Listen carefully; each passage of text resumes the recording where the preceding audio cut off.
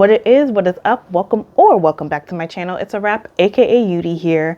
And from the title, you guys already know what this is. This is my fall reading wrap up. Here are all the books that I've read since September, which was the last time I uploaded. So if you're interested, stick around.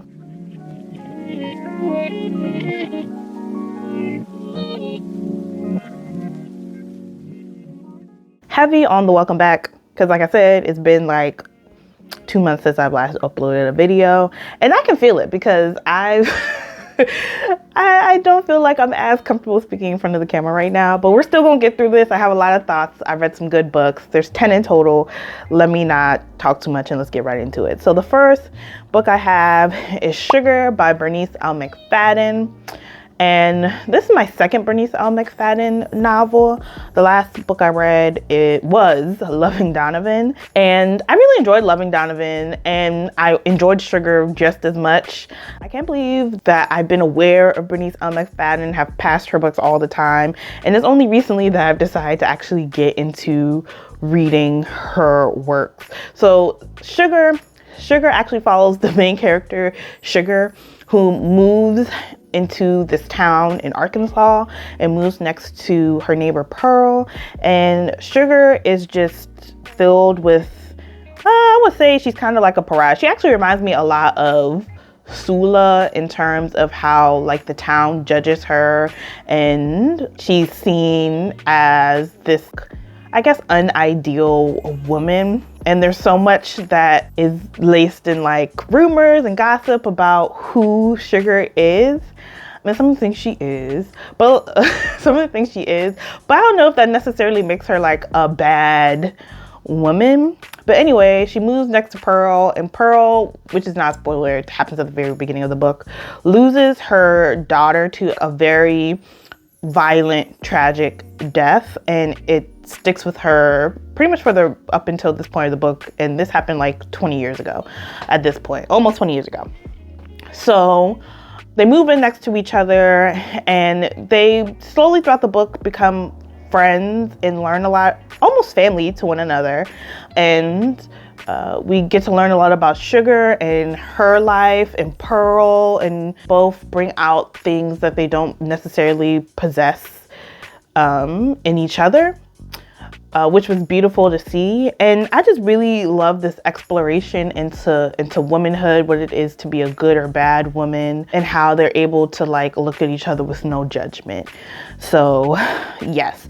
Am I going to read Bitter Earth, which is the second book? There's some secrets that happen in Sugar. It kind of goes deeper into what those secrets are. It's on my list. I downloaded it. I don't think I'm going to read it soon, but it is on my list of things to read. The next book I read was Seasons of Fidelity by Takerra. And man, I've read a lot of Takerra this year.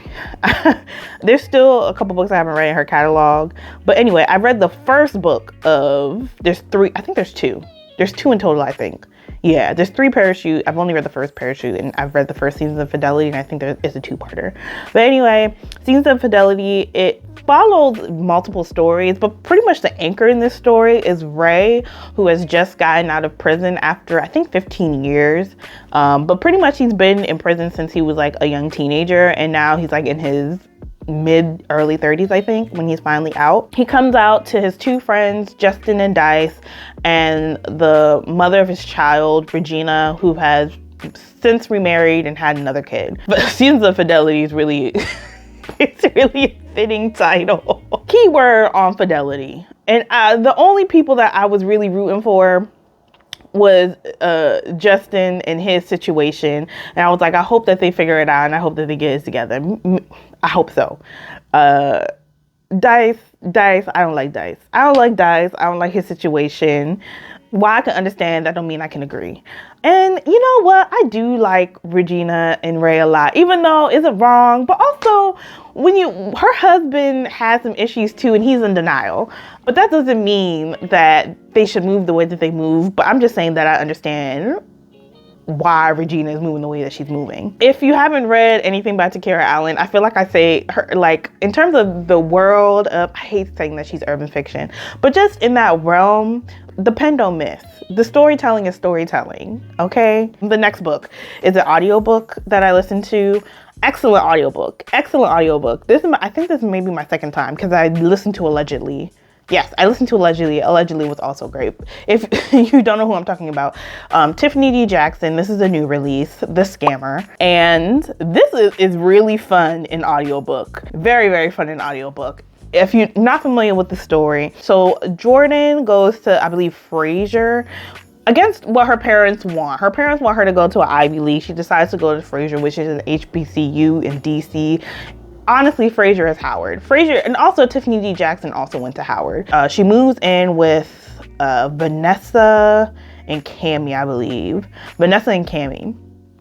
And they quickly become like really good friends.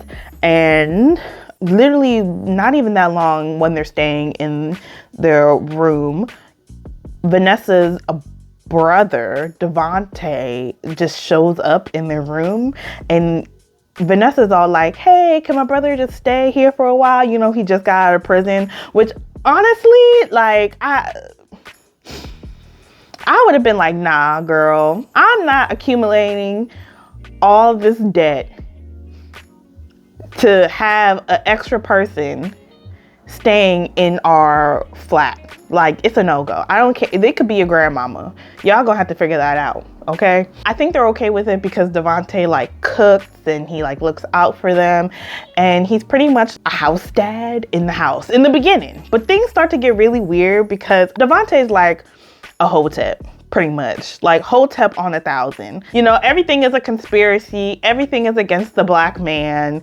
And I would have been annoyed. I would have been all like, dang, Devontae, like, can we not enjoy nothing? If not for the circumstances, Devontae's actually like to me, a funny character because he's such a character. He's such a character, but like a horror hotep, like a hotep, but horror. But this is also based on a true story. Because, you know, Tiffany D. Jackson likes to take like a headline and like rewrite it to fit her story. So more or less, this actually happened. I mean, I can see how Cammie could fall for it because Cammie was a devout Christian and was saving herself for marriage with this guy that she's been with since she was in high school.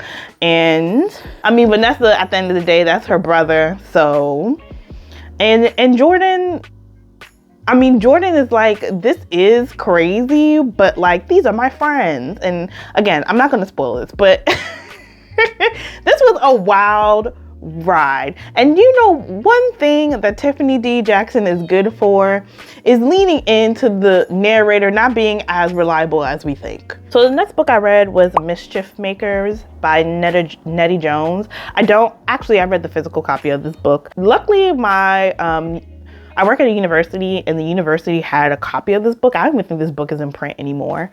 I read Mischief Makers by Nettie Jones because Fish Tales this year was re-released, and it was getting just a lot of mixed reviews. And Fish Tales, for context, is Nettie Jones, I think, her first novel, and Mischief Makers is her second novel. And I was like, let me just get familiar with her writing style before I go and I buy this book and I read the book and I'm all like, what the hell, like everybody else. So, to describe Mischief Makers. So Raphael De Baptiste is from Detroit, I believe. She's from Detroit and she moves to, I can't remember where she moves. This is terrible. But she moves. She moves to go be a nurse. And a big part of this book is that she's pretty much passing. So she moves to this new city to go be a nurse, and everyone thinks that she's white. And she meets this Indian man.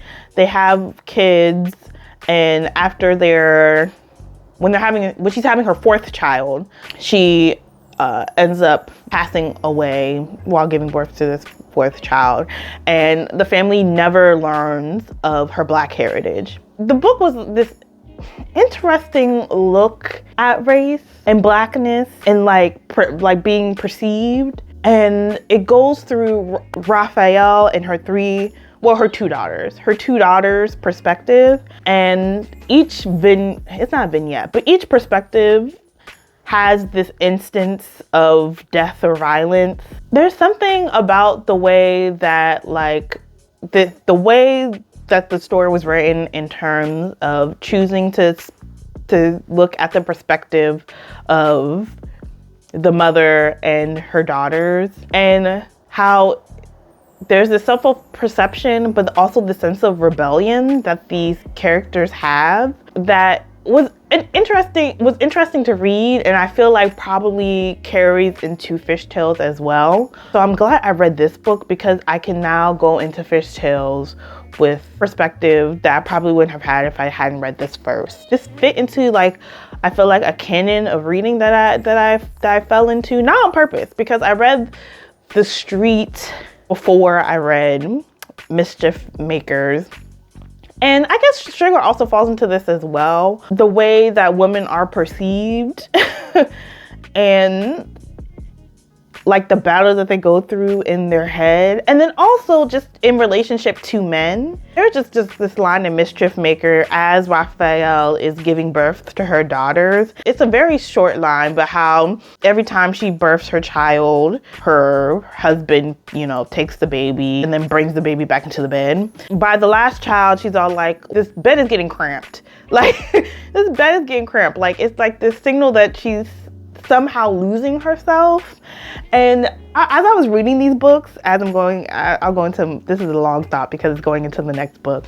But as I was reading these books, I was just on like, gosh, like I need to read a romance or something. I need to read like some type of redemptive arc for men, because it's not looking good in these books. Like y'all looking like y'all no help at all. Like it's like y'all sucking these women dry. Jesus, like Ludi couldn't catch a break with her daddy, with her husband, with the man that she meets at the club. Like she's just like, damn.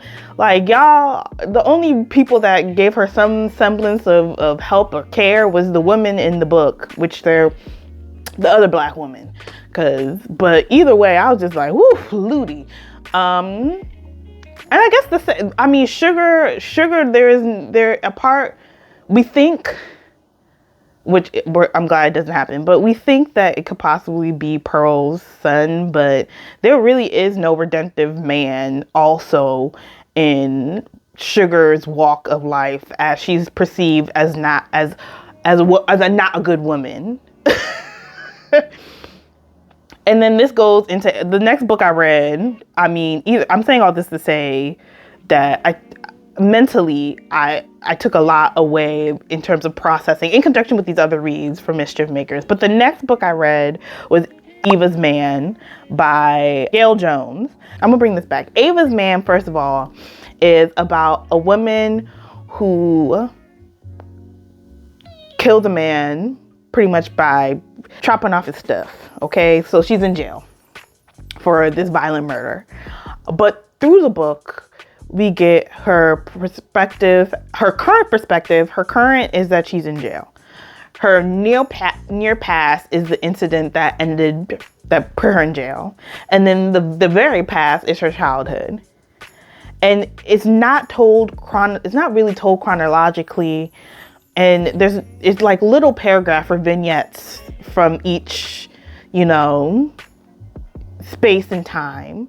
And literally the way it's written, it's literally like reflects the state that Ava is in. Like she has been through so much since she was a child, right? And pretty much Ava, once we get to current, she's at her breaking point, okay? And there's really no real redemptive male character in that book at all. But I think what makes it so genius is the way that she plays with time, and time also reflects the state of the main character. Like everything is working in terms of how she chooses to, in a non-linear way, tell this story, how she chooses to go between, the different perspectives of time with this character. really emphasizes the state of madness that Ava is going into. I mean, look, if I'm creating a syllabus, not men, you know, the article that came out, men are embarrassing, but just how men can possibly drive you mad, or like men are embarrassing, but patriarchy. If I could put 3 men are embarrassing Black woman edition, I'm gonna put The Street, Ava's Man. I'm gonna put Sugar in it. I'm throwing Sugar in it. And Mischief Makers. Okay, let's move on because I didn't expect to talk about these books. All in all, to say, Mischief Makers and Ava's Man, thoroughly enjoyed, I think in conjunction with each other, like the way I chose to read it. Okay, the next book I have is A Lonely Pole, Takerra Allen, both books in the series. That was an entertaining read. It's a stereotypical story. Good girl comes to hard times, decides to become a stripper, and loses her way. This story follows Athena. Athena goes by Baby, and she gets accepted. She goes to Juilliard, is caught in a terrible situation where she's in need of money, and decides to become a stripper, where she meets Trip, who, you know, does some seedy things for some change, but is, you know, pretty well known in the streets of Newark. And pretty much the story goes from there. It follows multiple perspectives. So there's Portia, Trip's sister, but it follows this perspective of four different women, and how they all get caught up in this world of the strip club. Some make it out alive, barely by the skin of their teeth. Okay, moving on. This is the audiobook. This one probably won't be as long because I don't think I have as many thoughts. I listened to Pretty Girl County by Lakita Wilson. The biggest reason I listened to this was because, you know, I am a Maryland girl, born and raised in Maryland, actually born in PG. I was like, yeah, you know, Pretty Girl County, I'm down to read this. It's a YA. It's a YA book that follows these two friends, Summer and Rhea. Rhea and Summer both grew up in Seat Pleasant together, but her mom gets like a break and gets some money, and they end up moving to, I think, Bowie. They end up moving to Bowie, and their friendship kind of falls apart once they get into high school. And Rhea needs some help from Summer for a fashion show, and they come to work together, and through working together kind of go through what in their friendship made them fall apart. This book is really just about class, mostly class and friendship. I wouldn't say it's really a coming of age. I think the discussion about class is really big. The book's not written for me, right? It's not written for me, but I still had a good time reading it, just because I guess of the familiarity of it all. To me, the story got a little repetitive. Love triangle in the story, I enjoyed it, and I like how it turned out.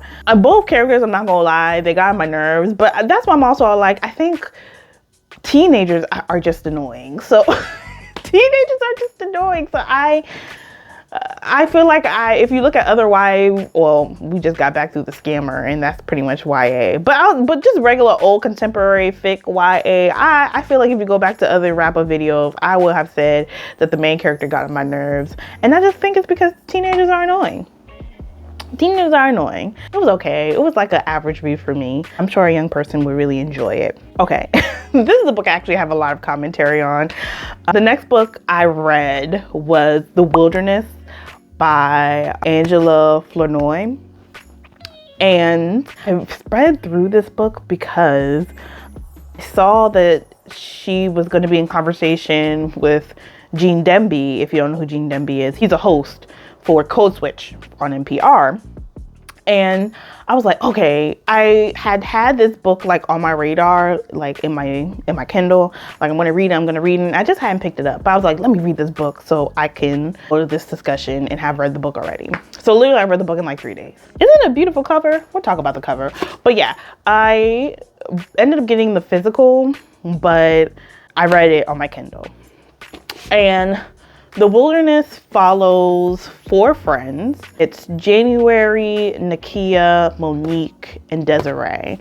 And it follows them over 20 years, from their 20s into their 40s. And it pretty much follows like what happens within their individual lives and them together, you know, as friends. I got so much clarity from sitting in on the discussion. I wonder if they're gonna upload it online. Originally, she was saying that the book was called Millennials, and I'm not gonna lie, when I read this book, I was like, oh, I feel so seen. In terms of just their lives, like by their late 20s, some friends are in relationships that seem to be going somewhere, and then some friends are still trying to figure it out. Some friends kind of have it together, but you know, it just, I think it really was accurate in terms of the spaces and places characters are at specific, you know, markers of their lives.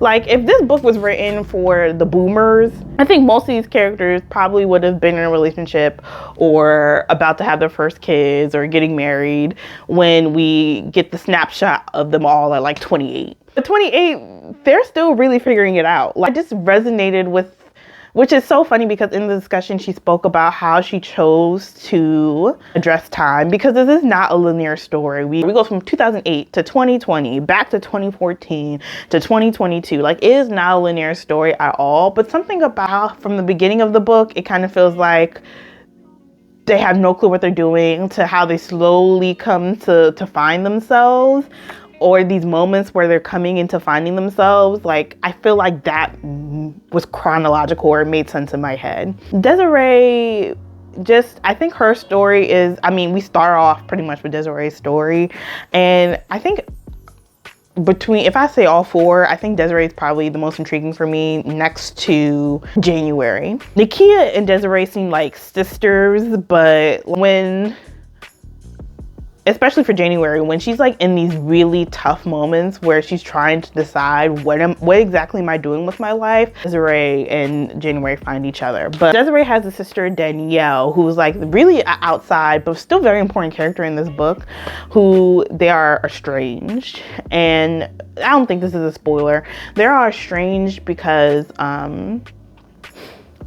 their grandfather, who raised them after their mother passes away, chooses to voluntarily end his life because of an illness that's terminal. And Desiree just doesn't agree. She doesn't understand why Desiree agreed to like help him. Also, that she didn't let her know that their grandfather made this decision, and they just never come back from that. But Danielle always kind of makes like these very significant reappearances up into the book, especially for Desiree, who like desires to have this relationship with her sister. Desiree, I mean, her friends become like her chosen family, and they become these very important people in her life. And this is really just a story about friendships. I think it was like really beautifully told. I will say the only thing that I did not care for in this story was the ending. But overall, I just enjoyed this story. I think just because also where I am in my life, I really connected with the characters. All to say, obviously I bought the book, so I enjoyed it. Okay, that was a long stop. This is gonna be another long one. This was an audiobook, and an audiobook that I sped through. The top 2 audiobooks of the year were 100% in this wrap up. The Scammer by Tiffany D. Jackson, and then this one, Love You to Death by Christina Dotson. When I tell you, this book took me on a ride. A ride. I thought The Scammer took me on a ride. And this one took me on a ride, and it did have some comedic moments. Kayla and Zori have been like our childhood friends, and really don't have a great relationship with either one of their families.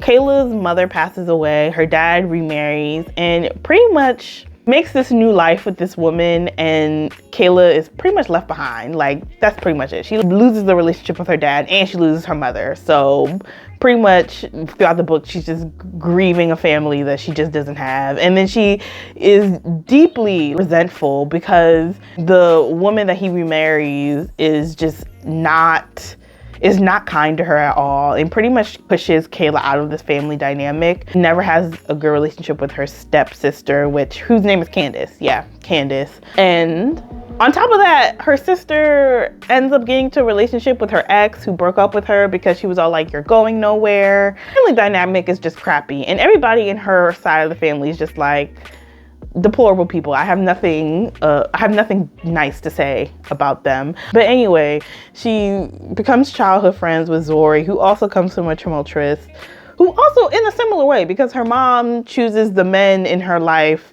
over Zori, and she's pretty much like abandoned or left to really fend for herself, and they just kind of find each other and become friends. But man, this book really takes a turn.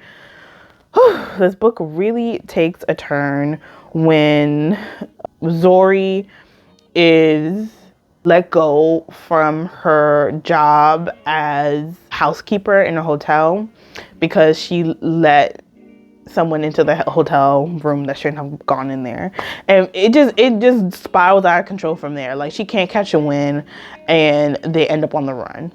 And then as they're on the run, some things happen, and their relationship takes a world turn. And it's like, do I know my girl at all? Like, do I? And actually, as I was reading it, I was all like, is Kayla a reliable narrator? I mean, she is, but man, the way that she's perceiving these situations are very twisted. I mean, we can see it clear as day, but her refusal to see it, I mean, she refuses to see that her daddy ain't ish. So how is she going to see? She's trying to hold on to something. I mean, she has literally been trying to hold on to something stable since her mom has passed away. So, you know, I don't blame her because at this point, Zori is the only constant thing that is staying by her through life, and